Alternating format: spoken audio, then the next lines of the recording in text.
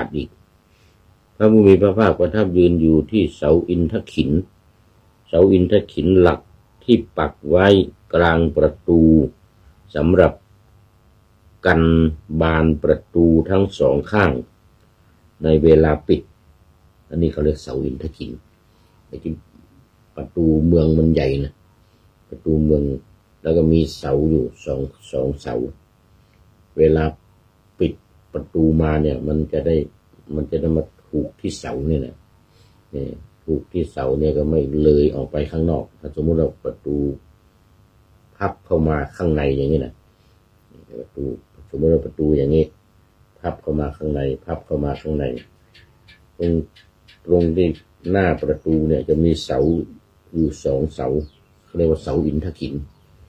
นี่หนึ่งเสานี่หนึ่งเสาเวลาปิดเข้าไปอย่างนี้มันก็จะได้ไม่ออกไปข้างนอกเห็นไหมไม่ออกไปข้างนอกแล้วนี่เขาเรียกเสาอินทขิน พระองค์ก็ไปประทับยืนอยู่ที่เสาอินทขิน ทรงนึกว่าพระพุทธเจ้าทั้งหลายในการก่อนเสด็จเที่ยวบิณฑบาตในนครแห่งสกุลอย่างไรหนอเนี่ยนะไปถึงหน้าประตูละทีนี้หน้าประตูอยู่ที่เสาอินทขินละนึกถึงพระพุทธเจ้าองค์ก่อนที่ผ่านมาที่ตรัสรู้แล้วเนี่ยไปบิณฑบาตในราชตระกูลเนี่ยหรือบางทีก็ไม่ใช่ราชตระกูลนะบางทีก็เป็นพราหมณ์บางทีก็เป็นพราหมณ์เป็นขหบดีก็มีเป็นขหบดีก็มี พระพุทธเจ้าบางองค์ไม่ได้เป็นลูกกษัตริย์ไม่ได้เป็นลูกกษัตริย์ได้เสด็จไปสู่เรือนของเราอิสระชนโดยผิดลำดับหรือว่าเสด็จเที่ยวจาริกไปตามลำดับตรอกเนี่ยนะก็ทรงลำพึงพุทธองค์ก็ทรงนึกในใจนึกในถึงอดีตการว่าเที่ยวไปเจาะจงลงไปตามบ้านของตระกูลคนนั้นคนนี้หรือว่าไปตามตรอกเนี่ยไปตามซอยไปตามถนนเนี่ยไม่เจาะจงลงไปว่าเป็นบ้านของใครเนี่ยอันนี้เราบิณฑบาตไปตามตรอก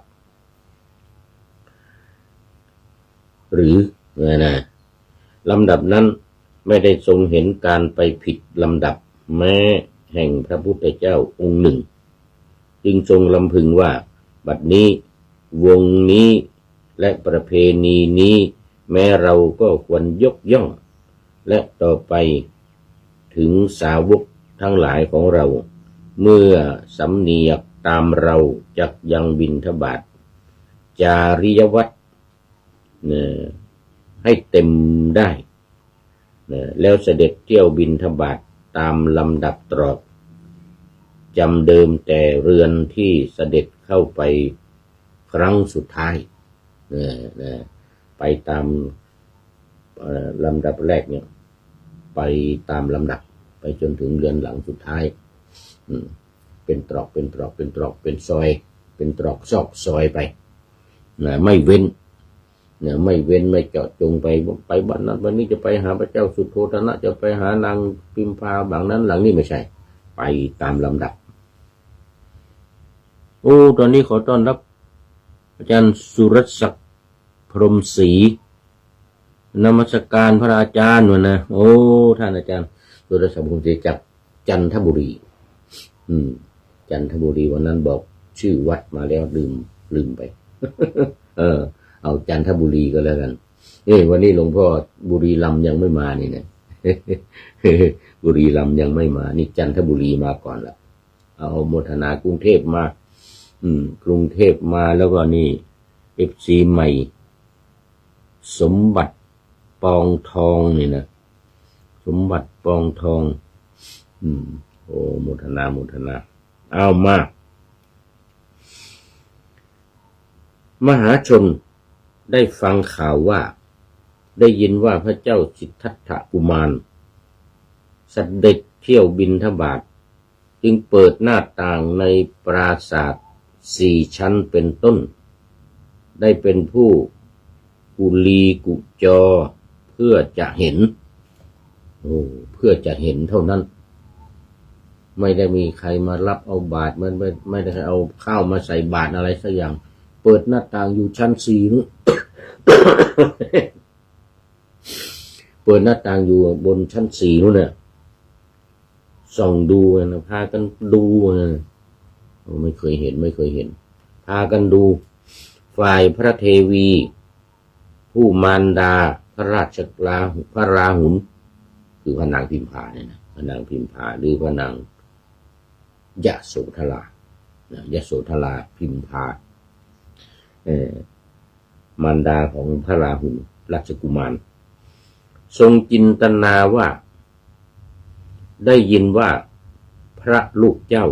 เสด็จเที่ยวไปด้วยพยานมีสุวรรณ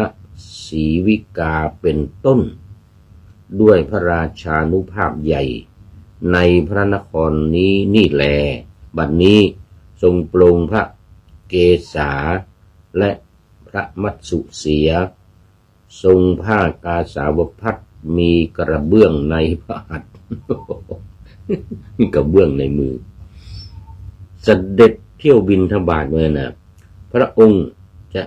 ทรงงดงามไหมเนาะนะหรือว่าไม่ทรงงดงามจึงทรงเปิดพระศรีหบัญชรทอดพระเนตรเปิดหน้าต่างมาเหมือนกันเหมือนคนทั้งหลาย เหมือนคนทั้งหลายอยู่บนปราสาทเปิดหน้าต่างดู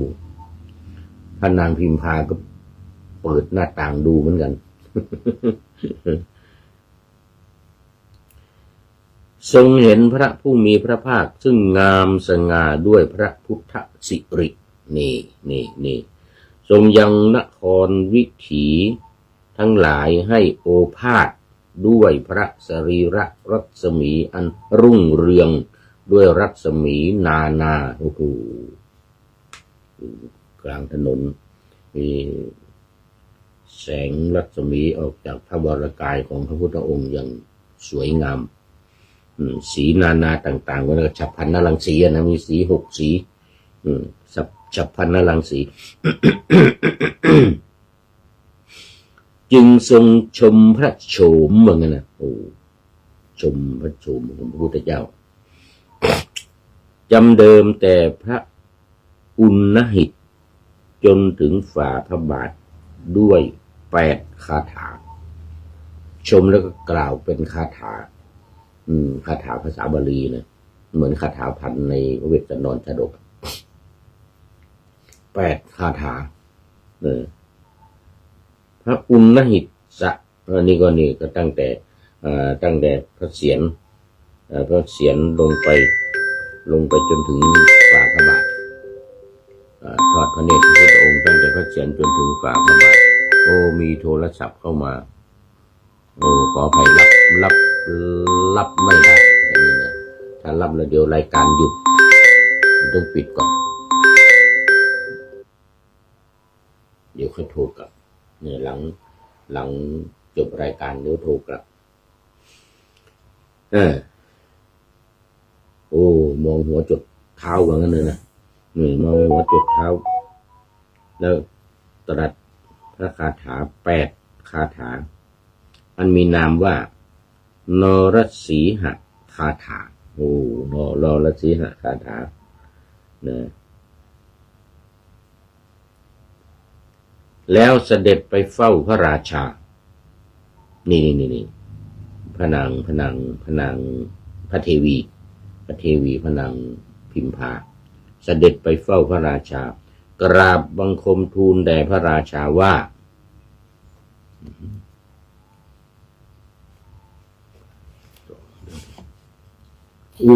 เกินเวลาแล้วขออภัยเกินเวลาไป2 นาที ยังไม่ทันทูลพระราชาก็เอาไว้แค่นี้ก่อนตอนนี้มันเกินเวลาไป2 นาทีอาจารย์สุรศักดิ์พรหมศรีบอกว่านมัสการพระอาจารย์เหมือนกันนะเป็นท่านสุดท้ายเข้ามาในรายการในวันนี้ เข้าสู่เส้นชัยของรายการวันนี้ก็มีหลายท่านที่ผ่านไปแล้วรวมทั้ง FC ตัวจริงด้วยท่านสุริยันคำปากขอบคุณโมทนาเป็นอย่างยิ่งมีท้ายรายการวันนี้ข้อคิดจากพญางูเขียวว่ายามเราดีมีเงินล้นคนหลายคนมองยามเรามองมิตรเทียมมองเหมือนหมูหมานี่เน้นมิตรเทียมยามยากจนคนมิตรแท้แลมองมามิตรเทียมมิตรแท้แสดงว่ามิตรแท้นี้มีคุณจริงโมทนาเป็นอย่างยิ่งขอนำพระไตรปิฎกลอยฟ้าไปจากผู้ฟังทั้งหลายในโลกล่าวันต่อไปจะได้จรย้อนกลับมาสู่สถานีใหม่ให้ท่านฟังขอต้อนรับตอนนั้นท่านอาจารย์พระครูประหลัดณรงค์ฤทธิ์ทองแม้นเป็นท่านสุดท้ายจริงๆวันนี้กราบสาธุครับเหมือนกันนะ เป็นท่านสุดท้ายจริงๆเพราะว่าตอนนี้หมดเวลาแล้วอนุโมทนาบุญครับนะสาธุครับผมขอทุกท่านมีความสุขทุกคืนวันนำธรรมะประกอบการงานทั้งหลายเช่นขยันทำงานทางวาจากายใจขวนขวายกิจการงานนานาบำเพ็ญสาธารณประโยชน์เว้นสิ่งที่มีโทษโหดเยี่ยงสาประกอบแต่กรรมดีมีราคาแสวงหาเงินทองครองใจคน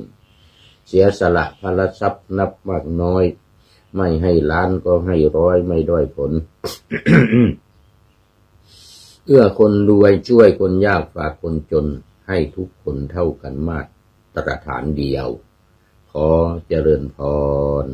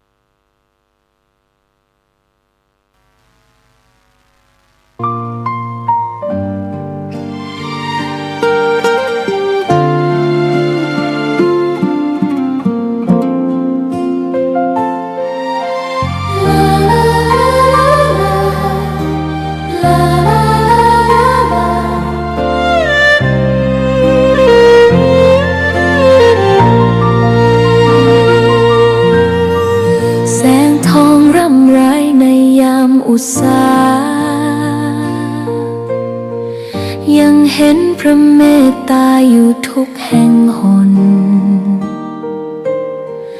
น้ำพระทัยฉโลมใจคนทั่วพื้นแผ่นดินยังอบอุ่นรอยยิ้มพระพักตร์ยังส่องแสงในดวงใจไทยไม่ลืมเสียงสายลมแผ่วเบาเหมือนเอ่ยคำปลอบว่าพระองค์ยังอยู่ใกล้ขอกราบแทบบาทด้วยรักนิรันดร์น้ำตาหลั่งพลันจากใจคนไทยแม้เสด็จสู่ฟ้าไกลแต่พระหฤทัยอยู่ในแผ่นดินนี้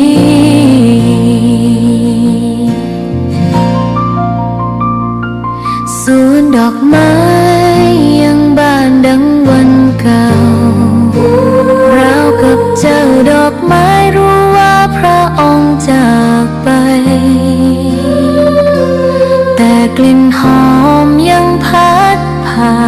ใจ ให้ระลึกถึงพระเมตตา แผ่นดินนี้ยังส่องสว่างด้วยพระคุณอันยิ่งใหญ่ ขอเดินตามรอยเท้าแห่งพระแม่ไป ด้วยศรัทธาไม่เสื่อมคลาย ขอกราบแทบบาทด้วยรักนิรันดร์น้ำตาหลั่งพลันจากใจคนไทย แม้เสด็จสู่ฟ้าไกล แต่พระหฤทัยอยู่ในแผ่นดินนี้ ดวงใจไทยทุกดวงขอพักดี ขอถวายรักนี้